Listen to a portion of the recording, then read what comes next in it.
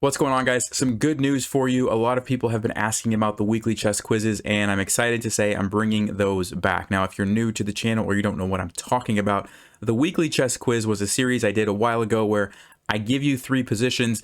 You have to figure out what the best move is or what you think the best move is, and then I analyze all the data that you guys submit, and we kind of talk through that. And so let me jump over to my computer screen for a second here, and I'll show you what I'm talking about. So the weekly quizzes look something like this. I think I stopped at quiz number 18, and so this is the new one here, 19.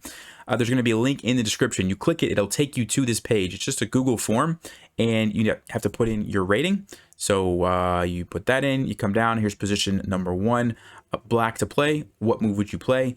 Type it in the box right here. And if you would like, you can kind of put your thought process in here. You don't have to do that.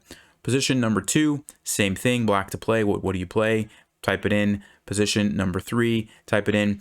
After you do that, you submit it, and I will analyze all of this data. And let me show you what it looks like. This is an older one here, but this is kind of an example.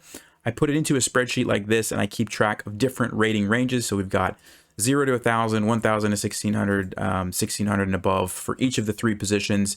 I talk about the percentages that, the percentage of players that wanted to play whichever particular move.